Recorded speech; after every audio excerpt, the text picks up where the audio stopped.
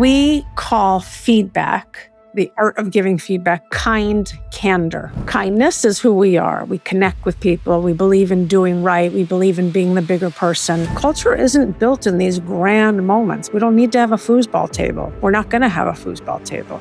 We're going to be human. You have to be willing to put your ego aside. Remember that you don't have all the answers. You can suggest. You're creating and holding space for people, individually or in groups, to share with you what's on their mind. It's very rare that you'll ever hear me use the word employee. And I say that not really to put that on a sticker. It's because we're humans. Like, I can tell you that people stay when they're happy, and I can tell you, well, what's not the ROI of taking care of your humans? What is it costing you to put your real self in your backpack and put on a mask and walk through the door? Because it is costing you something. Welcome to the Culture from the Heart podcast on the From the Heart Business Network. In a business world where employees and customers crave authenticity and trust, hosts Larry Levine and Darrell are on a mission to find and showcase heart-centered executives and the companies they lead. You are about to hear an inspiring conversation with a visionary leader that's bringing heart into the workplace, empowering employees, serving their clients, and uplifting communities, all to create true success. This is Culture from the Heart. The movement starts here. Let's begin.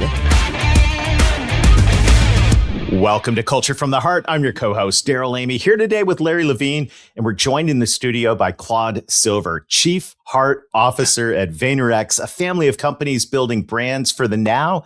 And she is also the author of the new book, Be Yourself at Work. Claude, welcome to Culture from the Heart. It's awesome to have you here.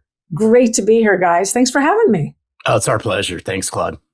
Yeah, as we get started, I'm really curious your answer to the question, what does Culture from the Heart mean to you? So, culture from the heart means to me emotional intelligence mixed with emotional fluency. So, being able to speak human, being able to speak the language of me, of my emotions, feelings, and my heart, because, my heart is speaking the truth to me. It is speaking with clarity, transparency. It's not afraid. And I would say there's a heck of a lot of optimism around it. And when I say optimism, I always think of optimism as hope and belief and possibility in the future consistently. And so I think of our heart as a very optimistic organ. Obviously, it's keeping us alive. It is the central nervous system of a human. Mm-hmm. We are the central nervous system of any workplace. So that's how I make sense of it internally. But I tell you, I don't think of culture of the heart as like sweet and sappy and nice. I think of it as strong.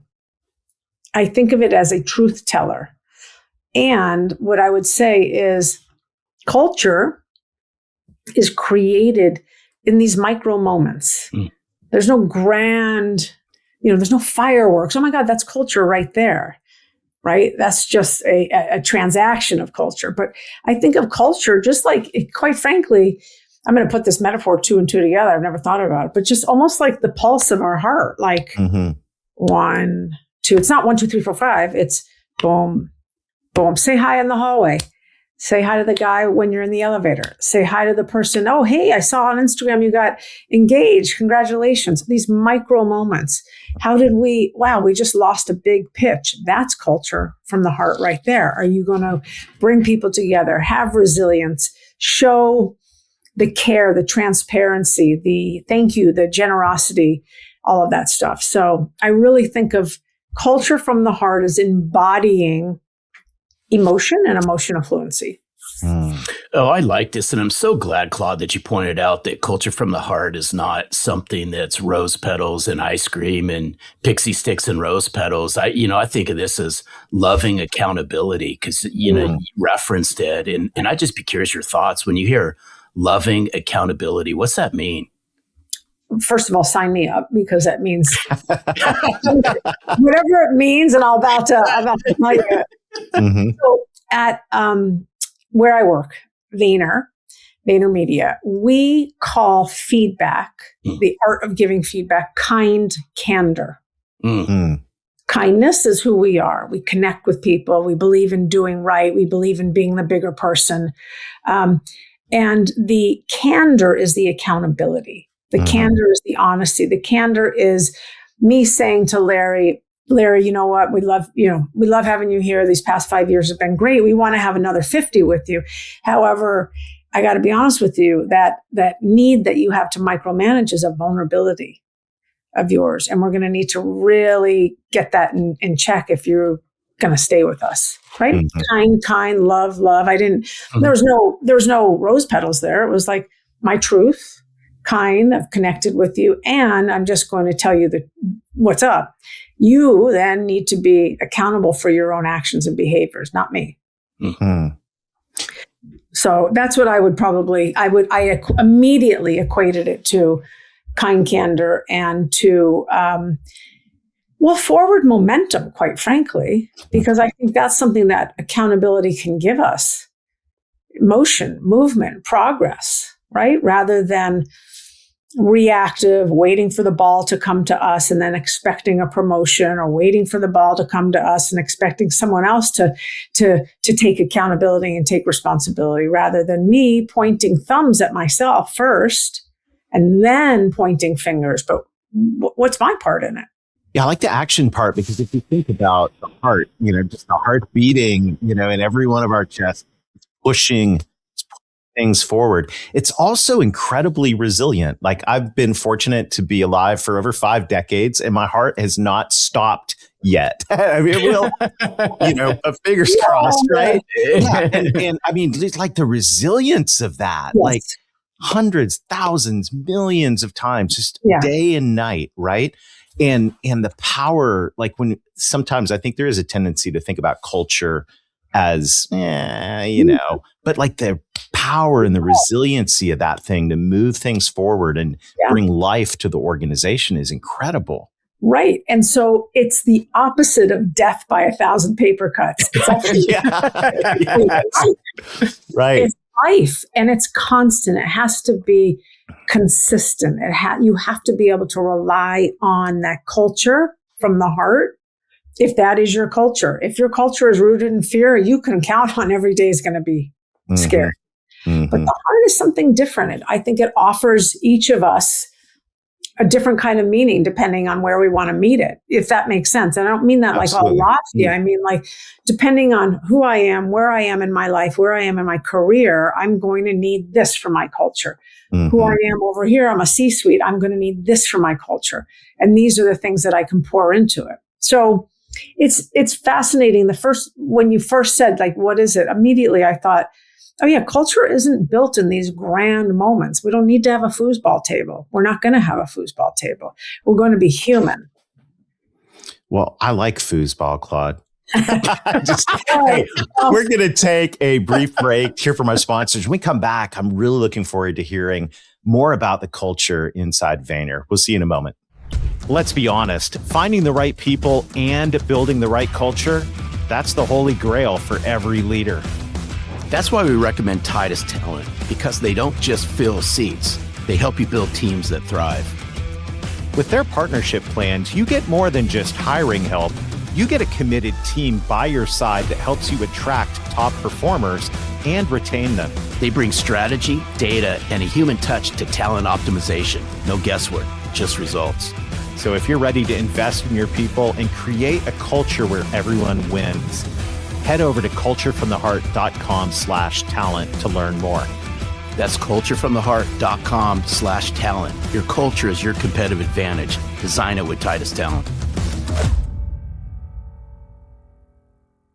And we're back with Claude Silver, Chief Heart Officer of VaynerX. Claude, I'm curious, the concept of a Chief Heart Officer at an organization, first of all, wow. Second of all, awesome.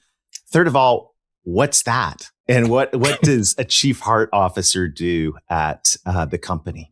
Yes. Okay. Greatest title in showbiz. That is the truth. The title opens a lot of doors. And you really just have to have a heart to help. Yeah. You have to be willing to put your ego aside. Remember that you don't have all the answers. You can suggest. You're creating and holding space for people individually or in groups to share with you what's on their mind. I got really terrible feedback from my boss. I really want a promotion. I thought I was going to get one this last cycle, but I didn't. I have these imposter syndrome. Should I be here? Should I not be here? I'm listening to things all day long without as much as I can without judgment. And then what I'm doing, you can't see my hands. I'm holding this. I'm holding that for them in the space together.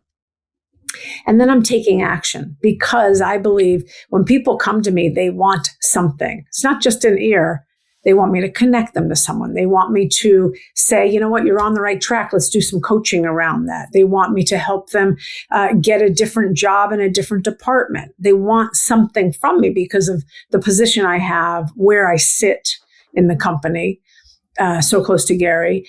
And also, I think the way I go about things. So the way I go about things is always going to be heart first. It's always going to be human first. It's very rare that you'll ever hear me use the word employee. And I say that not really to put that on a sticker. It's because we're humans.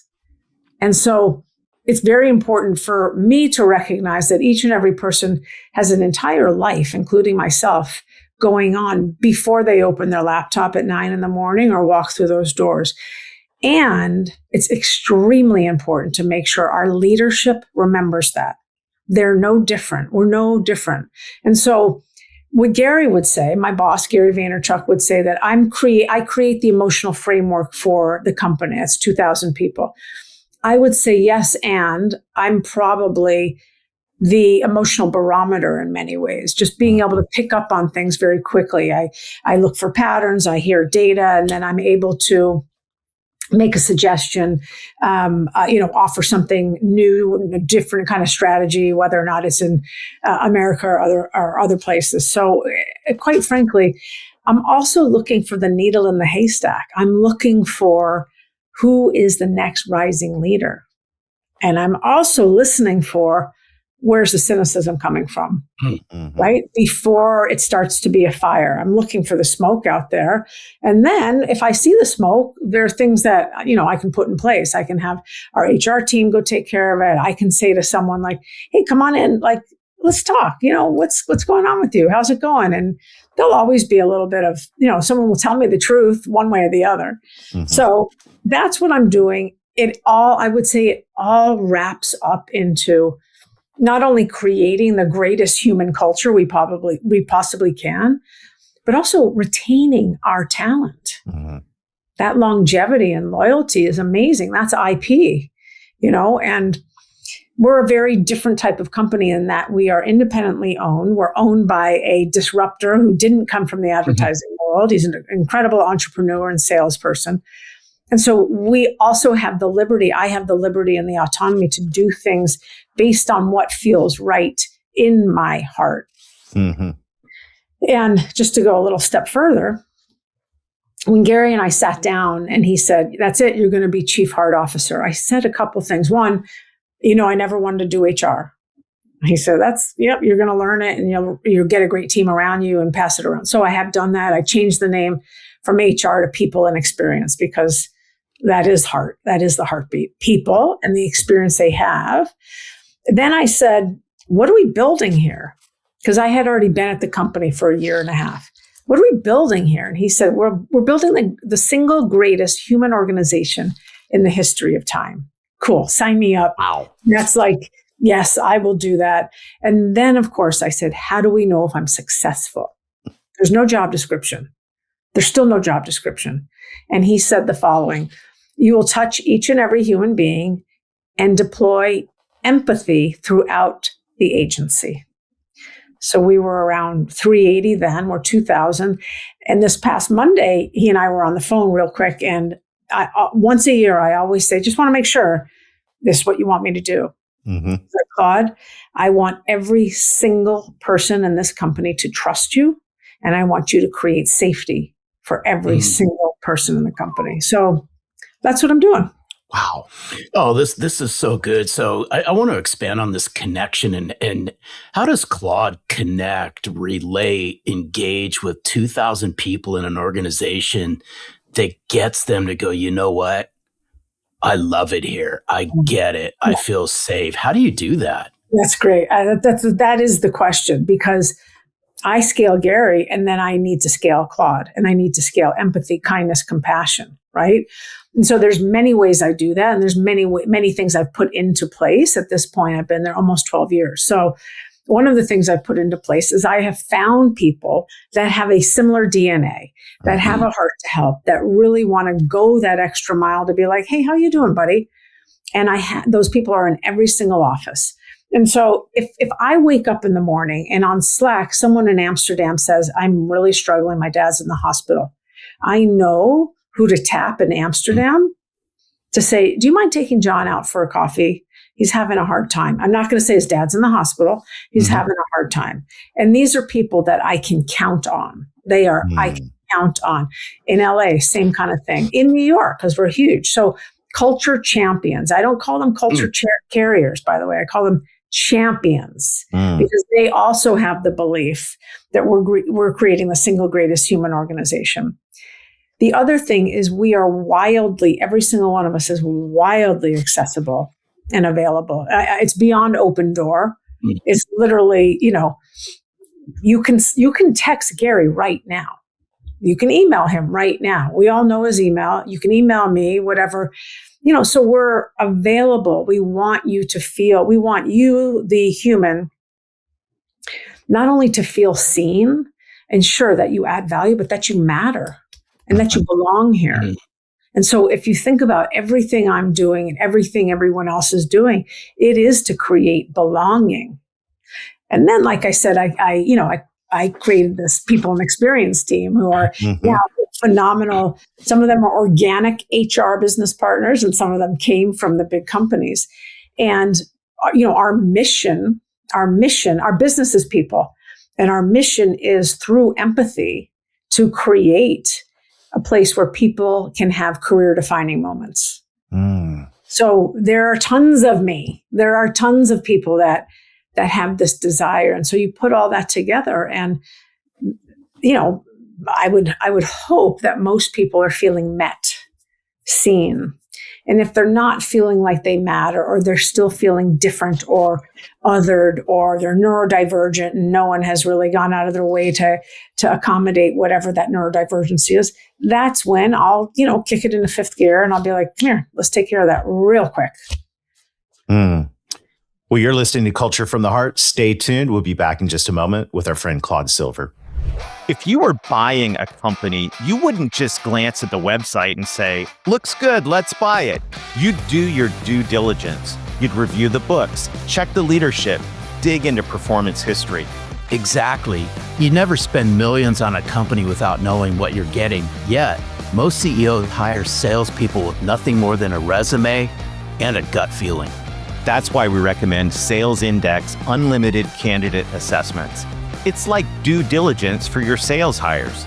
Each sales candidate is evaluated across 21 core sales competencies, because a crucial role like sales requires more than a personality profile.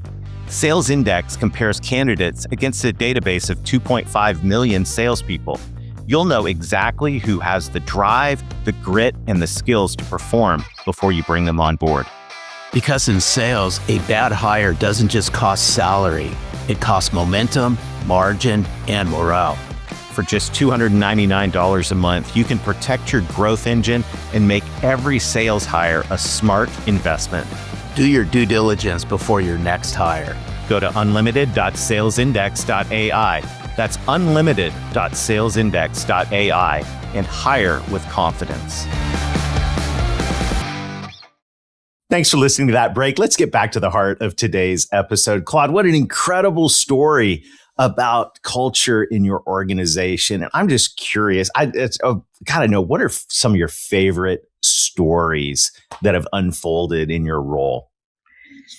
There are many. You can only imagine. In 12 years, I've amassed some real good ones that are for after hours conversation. But there's one that I actually write about in my book, which will stay with me forever. And I'll share it pretty quickly. It was during COVID. And, people can set up 15 minutes with me. I just have them go in, they can put it on my calendar, work through an admin, or I will proactively make 15-minute meetings with people that either I'm just like, I should check in with these people, or, I haven't checked in with this swath of people in 6 months, whatever. So this gentleman had set up the time with me. I open up my laptop. It's COVID, right? So we're just learning how to be on screen. And I said, oh, hey, Paul. His name's Paul. Hey, Paul. And he said, hey, Chris told me to come talk to you. And I said, oh, yeah, Chris is great. Fantastic. Well, what's going on? Right. And he said, well, I'm depressed. And in that moment, I could have done 8 things. Here's our EAP. Do you have a therapist? Do you blah, blah? Do you do? And instead, I said, what do you do when you're depressed? He said, I write poetry. And I said, I would love to hear some of your poetry. And he said, only if you read me your favorite poem. So I picked one that I thought would be very useful to him as well. And it's called Love After Love by Darrell. And it's really all about accepting yourself. And I read it to him. And then he read me 3 of his poems. We were crying. This went beyond 15 minutes. And at the end of it, he said, now I see why Chris told me to come talk to you. And I just thought, if that's the last thing I ever do in my life, I'm good. And what I mean by that is seeing the human rather than the employee, rather than you're on the clock, my friend. Got 15 minutes. What's going on? Let me introduce you to this. And here's our benefit package and, blah, blah, blah. I don't think that's what he was looking for. That's a great story. I would say we celebrate our Vaynerversaries here. So we celebrate the anniversary of Vayner and everyone's Vaynerversary. Yeah, that's awesome. That's good.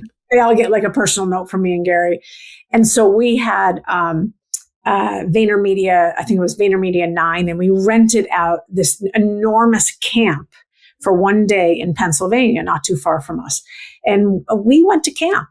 We legit went to camp. We played baseball. We played basketball. We played tug of war. We played something in the pool, chicken and whatever. And we just had a blast just being us. Like literally talk about being yourself. There was no pretense. There was no title. Who cared? We just, goofed off for the day and ate hot dogs and hamburgers and went back on a school bus. We rented all these school buses, and that opened something up. I still have the T-shirt. Like I love it that much. I love it. Oh, that's so cool. Oh, yeah. That's great. Question for you. Speak to the CEOs, presidents of companies that are listening and are watching this going, this is interesting. What words of encouragement or inspiration could you offer them to say, you know what? You got to lean into what we're talking about, and here's why. You got to lean into what we're talking about, and here's why. It's called retention of your high performers. It's called word of mouth referral. So you're not paying for recruiters. I mean, there's so many people who are like, I'm here because my friend Bobby told me to come here, We're talking more innovation and creativity, curiosity. We're talking definite diversity and inclusivity, because I took away the need for a college education, I should say, right when I started, because I didn't want to have that be a stopgap. So the loyalty and the longevity is something that you cannot manufacture and you cannot buy. And so if you were with us 16 years ago, 12 years ago, 8 years ago, the amount of osmosis that you carry to hand someone else to kind of speed up their learning process and them get to know our culture and why people stay, like you cannot buy that. You cannot buy that. One of the things I'm working on with people that are incredibly smart at Stanford is quantifying kindness in the workplace, being able to actually quantify that. Like I can tell you that people stay when they're happy, and I can tell you, well, what's not the ROI of taking care of your humans? Now, I want to be really clear. When I say taking care of your humans, I don't mean coddling. I don't mean creating entitlement. Mm-hmm. I mean, back to the accountability piece. Mm-hmm. I mean, we shook hands, and Larry, you're going to give us your time, your energy, your skills, obviously, and you're a great person. And we're going to give you opportunity, at bats, growth and development, and who knows what, maybe we'll relocate you to Asia. Who knows, right? Mm-hmm. And so there's an agreement that we make with each other. And that's something that is very important to me, that we stay very loyal Mm-hmm. and have integrity around. So that's what I would say right here, right now. Who doesn't want to create a place where people feel like they belong and they're safe and they can speak up and do their best work? Well, as we wrap up this conversation, not only are you an incredible gift to the 2,000 or so employees in your organization, you've given a gift to the whole world. Be yourself at work. I'm reading the book. Larry's already read the book. He beat me to the end. It's phenomenal. Just a few moments about your heart for that book and what folks will get when they click the link in the show notes and grab their copy. Yeah, well, they'll get the real about me, which I think is always important. So people are not like, wow, where did Claude come from? Like, I have not a linear path, and I'm happy about that. And then I really believe they are going to get a very healthy dose of what is it costing you to not show up at work every day? What is it costing you to put your real self in your backpack and put on a mask and walk through the door? Because it is costing you something. You are the CEO of you. Let's unpack that through self-awareness. And there's a lot of tips and very easy things to walk through in the book. And then they're going to say, okay, I got all of this. Now I'm going to bring this to my team. Mm-hmm. And I would say I wanted the book to be so easy to digest, real simple. And I wanted it to be experiential, that here's things you can do today, right now. You want to remove your imposter syndrome? It's called the lie exercise. And so what I think is people are going to get a healthy dose of can do, I believe in you, and you believe in yourself. Beautiful. That's so good. Yeah, Claude, thank you so much for sharing time with us today, your heart, and for all that you are doing. You're a true gift to the world. We appreciate you. Thank you, Darrell and Larry. Great to meet you. Same here. What an amazing conversation, Larry. It's so much there. Be yourself at work, by the way. Links in the show notes. You got to have that book. Phenomenal. But Claude is an incredible gift to all of us. And just thinking about and realizing how essential empathy is and kindness in the workplace. Absolutely. We, in our personal, lives, we talk about the health of our heart. After watching this, I encourage CEOs and presidents, what's the heart health of your company and the people inside that company? Yeah, absolutely. Kind candor. I love it. Well, hey, thank you for joining us today. We are having such a great time meeting and talking with and learning from the heart-centered CEOs of the world's best companies. And guess what? If you know one, if you work with one, we would love to talk to them. So just go to culturefromtheheart.com, click nominate your CEO, and maybe they'll be on a future episode. We're all on this journey together to discover what it means to have a culture from the heart. And Larry, I'm excited about the conversations that are coming up. I think this is going to be it already is an incredible catalyst for growth inside amazing organizations with incredible leaders. Absolutely. Those companies are out there. They really are. Just get to the heart of what really matters, and that's your people. Yeah. Well, we believe culture is the heartbeat of every organization. As Claude has reminded us today, it's about empathy and kind candor. So thank you for joining us today on Culture from the Heart. Until next time, lead with your heart and watch your culture thrive. Thank you for joining us on this journey to discover heart-centered leaders shaping extraordinary company cultures. To access a leader guide with notes from this week's episode, simply click the link in the show notes or visit us at www.culturefromtheheart.com. Do you know a CEO who's built a culture from the heart? We'd love to hear their story.